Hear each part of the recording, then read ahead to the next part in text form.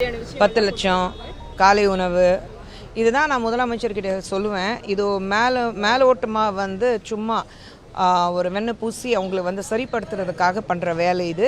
அது சுத்தமாக வந்து செய்யக்கூடாது. அவங்களுக்கான விஷயங்கள் என்ன இருக்குது, அவங்க எதுக்காக பாதிக்கப்பட்டிருக்காங்க, அவங்களுடைய கோரிக்கை என்ன இருக்குது, அது புரிஞ்சுட்டு உட்காந்துட்டு நீங்கள் பேசணும். இதே வேறு ஆளுங்க இருந்தாங்கன்னா எந்த அளவுக்கு பேசியிருப்பாங்க. உங்களுக்கு வந்து இவங்க வந்து சும்மா பேசிக்கில் வந்து துப்புரவாளிகள் தான், ஏன்னா இவங்களால என்ன பண்ண முடியும், நம்ம சொல்கிறது தான் சட்டம்னா இந்த ரேஞ்சில் அவங்கள பார்த்துட்ருக்காங்க. ஸோ ஐ திங்க் முதலமைச்சர் அவர்கள் திமுகலேருந்து அத்தனை பேரும் அவங்கள கூப்பிட்டு உட்கார வச்சுட்டு அவங்க மேலே நடந்த அந்த அட்டூழியம் அக்கிரமம் இது எல்லாம் பார்க்கும்போது ரொம்ப கஷ்டமாக இருக்குது. இந்த விஷயத்தில் முதலமைச்சருடைய செயல்பாடு எப்படின்னு இருக்குது? ஏன்னா அவர் வந்து ஒரு புறம் போராட்டம் கைது நடவடிக்கை இருக்குது, இன்னொரு பக்கம் பார்த்தீங்கன்னா முதலமைச்சர் கூலி திரைப்படம் பார்த்துட்டு இருந்தார் அப்படின்னு சொல்லிட்டுலாம் விமர்சனங்கள் வந்தது. இல்லை, அவர் வந்து முதலமைச்சர் ஆயிட்டார் அவ்வளோதான். ஆனால் நிச்சயமாக அவர் வந்து ஒரு முதலமைச்சர் அப்படின்னா ஒரு ஸ்டேட்டஸ்க்கு அவர் இருக்கிறதுக்கு டெஃபினட்டாக முடியாது.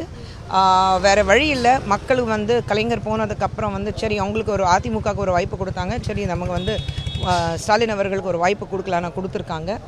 ஆனால் எனக்கு தெரிஞ்சு முதலமைச்சர் அவர்கள் சுய புத்தி பயன்படுத்துகிறதே கிடையாது. அவர் வந்து பேப்பரில் யாரோ வந்து அவங்களுக்கு எழுதி கொடுக்குறாங்களோ அது பார்த்து தான் படிப்பார்.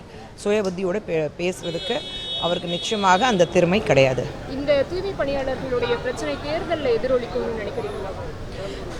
தேர்தல் வந்து 8 மாதங்கள் இருக்குது. ஸோ அது வச்சுட்டு அவங்கள வச்சுட்டு நம்ம வந்து ஓட் பேங்க் ஆக்கிடக்கூடாது. அவங்களுடைய பிரச்சனைகள் என்ன இருக்குது அதுதான் சால்வ் பண்ணணும். அவங்க கூடவே நின்றுட்டு அவங்க என்ன கேட்குறாங்களோ நியாயமான விஷயங்கள் என்ன இருக்குது அது வந்து அதுக்காக போராடணும்னு தவிர இது ஒரு வந்து அவங்களுடைய சென்டிமெண்ட்டும் அவங்களுடைய வலியும் எல்லாமே வந்து ஒரு தேர்தல் ரீதியாக நம்ம பயன்படுத்தாக்கா அது தவறாக இருக்கும்.